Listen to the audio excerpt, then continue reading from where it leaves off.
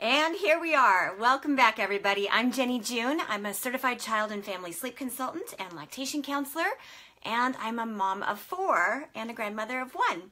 And today I thought we would keep it lighthearted. We would keep it kind of fun, joke a little bit, but also in all seriousness, we're going to get a little practical too. I mean, I kind of have to do that for you if I'm going to lay out some, sleep advice or, give you guys some guidance on how to move through teaching sleep to your children, giving them whole healthy sleep cycles and helping them to consolidate that sleep at night and therefore, be able to achieve slow wave sleep components of their sleep cycles, which helps them, not feel that teething pain or hunger and helps them to sleep deep and long and really restore their brain, produce that human growth hormone and clear waste and toxins and stress that build up on the brain with that critical component of a sleep cycle, which is always depleted when we aren't getting whole healthy sleep cycles because of, hormones, of, the poor sleep hygiene. My trademark 4 pillars of sleep hygiene is what makes all the difference. And this is also what I do with adult sleep. So with that said, I'm going to welcome my friends that I see joining me. Hi, Mark. Hi, Iari. Goodness, I saw a few of others on here. I can't really see, I'm trying not to wear my glasses. I'm trying to exercise my eyes. It might be a big mistake today, but I'm going to try. Happy Thursday to everybody. Okay, here we go. I'm running through the top 10 types of protest that parents worry about or complain about or think that their kid is the only one that does it, or it must mean that there's something, really crazy or awful going on. Ooh, I could see my shadow back there.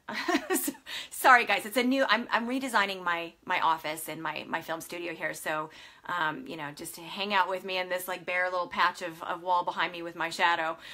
Next week it'll look a lot better. All right, so here we go. Ooh, Marissa's with us. Hi, Marissa and Rochelle. Thanks for joining us, guys, and thanks for those hearts and those thumbs up. I appreciate it. So here we go. Now I'm going to list the top 10 that I hear when I go into my personal consultations with my families here in Los Angeles or my Skype phone sessions that I do with families all over the world. And there's, a lot more. Every kid's got their own unique way of telling you that they think your sleep rules suck. So, and that's really what this is. Keep in context, keep in mind that the context of all of these types of, kind of funny and not so funny types of protest is really just, assuming that we are already setting our children up for success with the 4 pillars of sleep hygiene. You can read more about that on my website, jennyjune.com. I'll put the link in the comments below for you. But also that we are supporting our kids in whatever we feel is best for their unique developmental stage and their unique sleep issues and your parenting values. So with all of this in that context, let's talk about the top 10 common ways that kids protest sleep or your new sleep rules once you go to make those adjustments in their health and safety issue around sleep. So the first one is probably one of the most common ones that parents really don't realize is super common. They think they're the only one, their kid is the only one that does it, and it is sleep standing. The child that likes to sleep standing up, their form of protest and telling you that, they think your new sleep rules just blow, is to fall asleep standing up on the crib rail. Just absolutely refuse to sit down or lay down. They are just leaning up against that crib railing, standing up, and they are just refusing to to unlock those knees and lay down and go to sleep. So common. I have so many, I can't even count how many cases I've done in that over the years, but, really freaks parents out when they see that and they think that they're just, they think it's a unique situation. It's not. You're not alone. If your kid does that, super normal. And, another one is sleep sitting. That's the second one. So kids who just will sit, they'll just have a sit-in in their, they'll protest, any changes to your parenting responses or the sleep routine or whatever. They'll just sit in their crib and they will refuse to lay down. And so that's number 2. And with those 2, of course, and with all of these guys, here's the practical part. And I'll reiterate this again at the end of this, quick video, but those things will continue and they will not stop those things. They will continue to use those forms of protest if indeed you let it work for them. If they do it to an extent where you have thrown in the towel and you've gone in and you've created some payoff for that by engaging with them, by going in and laying them down, or whatever sort of engagement you do with them when they protest in whatever manner, then you can absolutely guarantee that they will continue this type of protest behavior that they're giving you and raise you a level of craziness just for good measure. And it will carry over into other areas of of protest in their little lives where, they learn to do what works for them, and they will only do what works for them. That's the nature of all human beings and even animals. It's just a natural cause and effect. If we learn to do something and it works for us, we continue to do it, right? Because it gets results. Simple. So keep that in mind. And then number 3 would be pooping. And I'm going to share, oh my gosh, I can't tell you how many families I work with where the child knows. I mean, even the little ones, they know to produce a poop in that diaper every single nap and at nap time or at bedtime, because they know it's going to bring mom and dad in to engage with them. And there's a couple of different unique responses that you can have to that. I provide a certain kind of preemptive measure in my 4 pillars of sleep hygiene that can really eliminate that as being a concern for parents when they go to try and discern the difference between tears of temporary struggle and tears of suffering, and respond correctly to their child in throughout the changes, getting on the other side of that sleep training issue. But pooping is a big one, and there's some unique responses to that that I like to do what make parents feel comfortable, but also give them proper expectations of what they can expect as far as results with that as well. The 4th one is coughing sounds, or the fake cough in the middle of some of the crying or protesting. Oh my goodness. I had one of my kids, my first one was notorious. That was her jam. And I'm going to start sharing kind of, throughout some of the rest of these 10, what my 4 kids did when they were little. And, when I was thinking about this today, getting ready for the show, I was like, oh my, it just brought back such good memories. I mean, back then, of course, with 4 children under 6, from newborn to 6 years old, and, pretty much raising them entirely by myself, I used to call those the dark years. I had no support, no nothing. And now I miss it so bad. They're all adults, and they don't even live in the same state as I do. And I just, I'm thinking about all these little things, and it just cracks me up, and I love it. So if you're in the weeds right now, guys, I promise you will miss it one day. You will miss it so bad. But coughing sounds was my oldest daughter's, that was her jam. The 5th one is gagging or puking. Okay, so the gagging sounds like, kind of thing.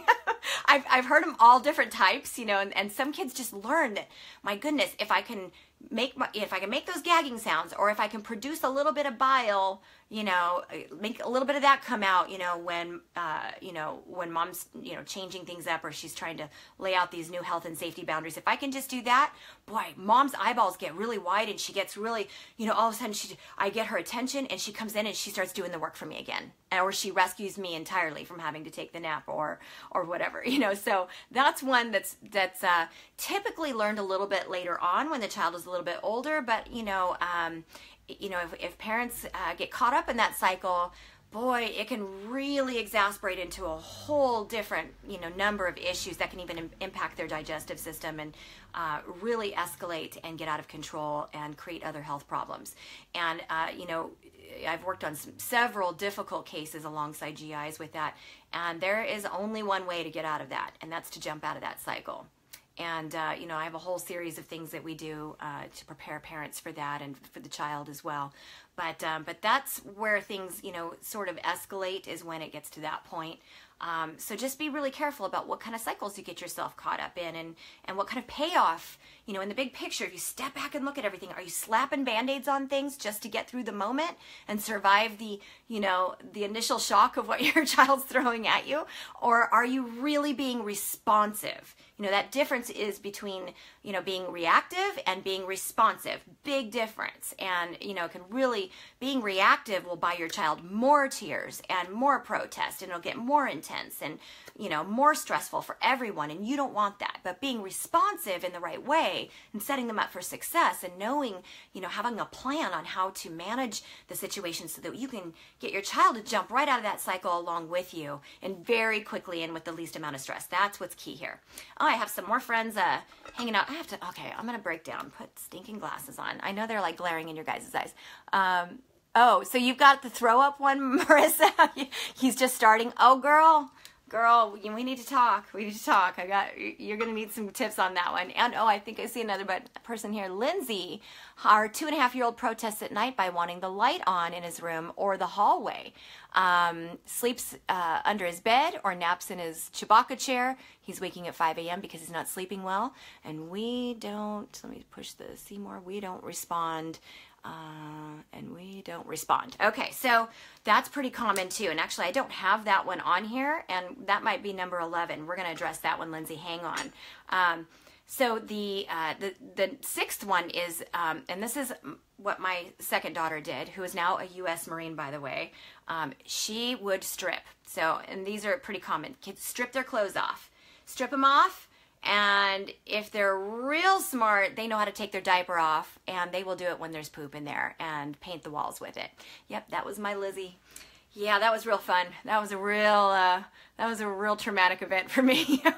You know, because I was pregnant with my third one. I had I think my oldest daughter was maybe 3.5 at the time, and Elizabeth was 1.5 years old, and boom, she knew how to rip those pajamas off, strip that diaper off, but only after dropping a load in it, and then proceeded to do some artwork on the walls and in the crib and all that. And that was, yeah, I'll never forget that day as long as I live. I used to duct tape her diaper onto her body, the little tabs, the little sticky tapes, those weren't strong enough. She could rip those off. So I would just take duct tape and go all the way around the diaper. And that's how I solved that problem. And sometimes, nowadays we have sleep sacks. So it's really helpful if you put your child in a sleep sack on over the top of their little day outfit or their little, pajamas, and turn it around backwards so it zips from behind and they can't strip that off. So, but boy, if we would have had those, sleep sacks back in the day, 20-something years ago, I would have been okay. But I had to bust out the duct tape.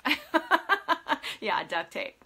So, and the next one is, the typical crying or screaming, a really high-pitched volume scream, like a real high-pitched, woo, like a zinger, like when they learn to take it to that certain octave, that can really, that can really scare you as a parent. And you're like, where did that come from? And we automatically think, whoa, something must be wrong, and then we start second guessing things. We start forgetting that we did indeed set our child up for success in every way imaginable with those 4 pillars of sleep hygiene.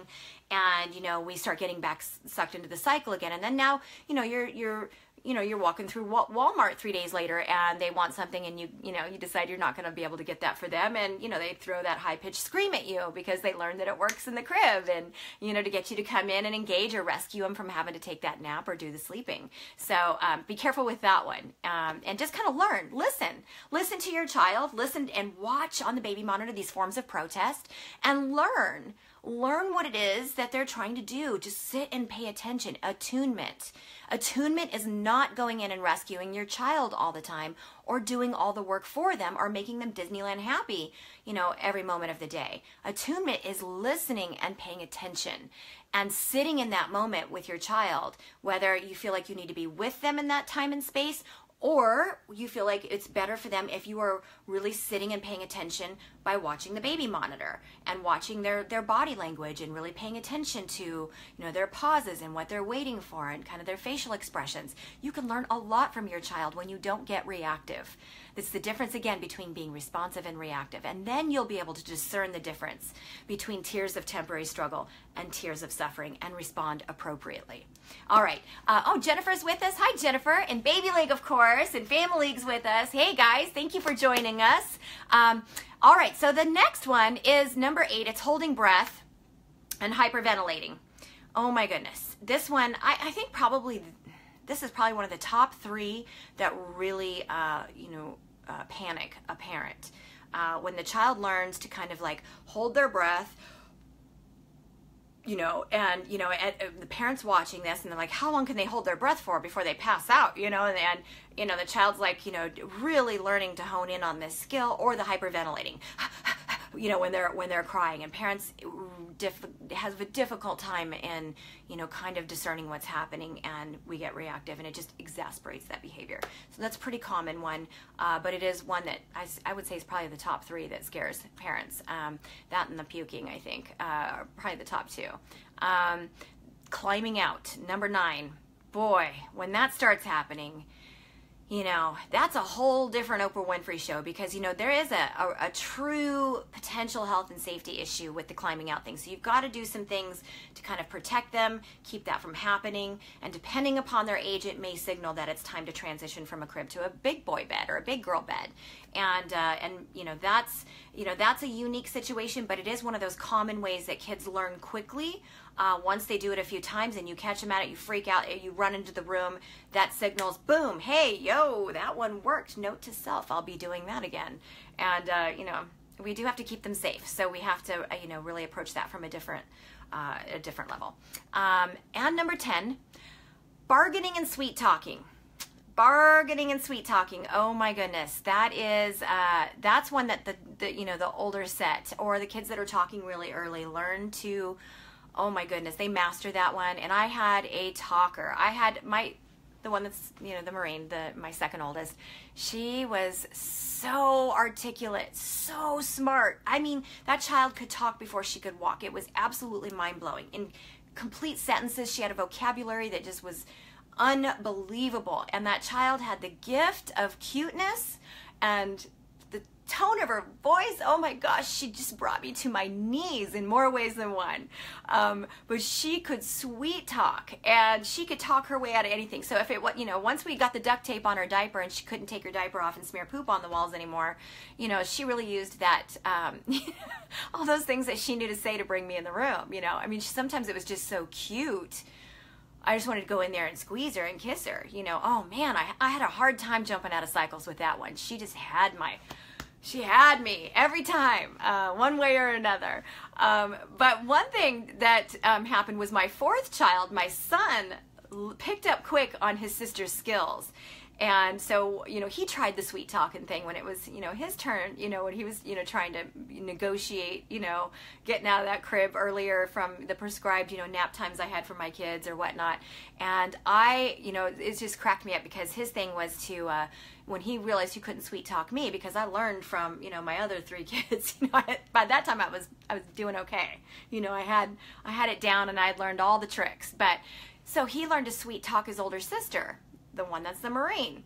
And boy, I mean, this girl was born a Marine, by the way. So, of course she would, paint her cheeks with, Crayola markers, ammo up, or the camo, with the Crayola markers, and she'd bust him out of that crib, and that was like an issue, so it wasn't even that he was sweet talking me and bargaining to get, saying whatever he needed to say to get me to come in and retrieve him, or, rescue him from having to take that nap. But he learned to do it with his older sisters, and it was my one daughter that, would really, like, she met that challenge, and she would, army crawl in there and, try to escape. And, it was hilarious. It was hilarious. And, she would help pull him out of that crib or jump in with him. You've seen all those hilarious videos. I think there's a few funny ones on Baby League Network. You guys should check those out. But, anyway, so those are the top 10. Now, one of you mentioned the, oh gosh, what was it?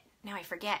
Let me see if I can scroll back here. You guys gave me one that was, Lindsay gave me one, Once the Light On. Yeah, so that's a whole nother topic. And I actually have done a video on this. The kids that say, oh, I'm afraid of the dark, I want the lights on. And that's part of the sweet talk kind of category a little bit, that number 10. They just know what to say to get your attention. You're like, oh my gosh, you're afraid? Oh my gosh, you know what I mean? Like, let me validate that that's indeed something to be afraid of by flipping on light switches and giving you night lights and throwing that silly disco turtle in the room with the light projecting on the ceiling. So there's a whole topic on how to deal with that, how to really listen to your child, make sure they feel heard, and reward them for coming to you and praise them for coming to you or saying to you that they're afraid of something. You always want them to feel like that's an open door conversation, and that's something that you really, appreciate and want to continue that habit for them to do. But we don't want to, we kind of have a natural tendency to, again, always rescue without really thinking things through and equipping our children with what they need to succeed. Without really realizing it, we end up validating that the dark is indeed something to be afraid of by providing those night lights. And really what we want to do is we want to validate their feelings and then provide them with tools, other types of tools to manage the normal feeling of fear. Their little ones are conditioned to believe that, the dark is something to be kind of scary, or, it depicts fear, from all the storybooks and the baby cartoons and the videos and, all of that throughout their toddlerhood, because that's how we kind of, we use the dark as a way to dictate what that emotion means and what it's called, as we're teaching them vocabulary. But we don't realize that it can kind of put, some conditioning in their mind. And when they come to us and, orate what they're feeling or thinking and associate that, then, we just kind of need to be prepared for that. Give them tools. Let them know that the feeling of fear is normal. It's a healthy feeling. It keeps us safe. It keeps us, helps us to discern. And that your mom and dad are the ones to always go to if you're not sure if you should be afraid of something or not. Mom and dad will always tell you the truth. We will never lie to you. So always come to us and let us know if there's something you're feeling that important feeling about, the feeling of fear, and we will tell you. And good news, the dark is nothing to be afraid of. In fact, it helps us to have our sweetest dreams, our very best dreams. And it helps us to have lots of energy when we wake up in the morning, and super smart brains and super strong bodies. And so what we're going to do is we're going to give you some tools that will help you manage that important feeling when you are tempted to feel afraid, and you know that mommy and daddy have already told you this is safe. The dark is nothing to be afraid of. So, give them a tool like a special stuffed animal that they can give us big squeeze to that they can sleep with, or take their favorite lovey in the crib or the blanket and rub it up against their cheek 3 times, or sing a song, or count to 3, or deep breaths. Just depends on what their age is and what they're capable of doing and what's easy for them to remember. And show them that you're confident that they can do it. Confident parent, confident child all day long. But anxious parent, anxious child all day long. So that's a really helpful way to manage that one, Lindsay. And hopefully you can find my other video that I did last year, I believe it was in May. You can go find that here on my Facebook page about how to deal with children's fears. And I get a little more in depth in that video. And that might be a helpful tool for you to help you with your child with the light situation. All right, so that's it, you guys. I've taken up enough of your time. I think we're running behind time, so I'll let y'all go. But you can find me here next Thursday at 1 o'clock, and we'll kind of share with you in a day or two what we're going to be doing. Our next topic that'll be coming up. Be sure to visit my website, jennijune.com. That's Jenny with an I, and June is in the month, all one word, jennijune.com. You can find my baby care videos from Baby League on my website. You can find my blogs and helpful tips, and also a little bit about how I work as a sleep consultant here in Los Angeles, or by phone or Skype with any of you that live throughout the country or the world for that matter. And I'm most happy to help you. You can email me directly through my website as well. All right, guys, thank you so much for joining me. We'll see you next Thursday. Bye.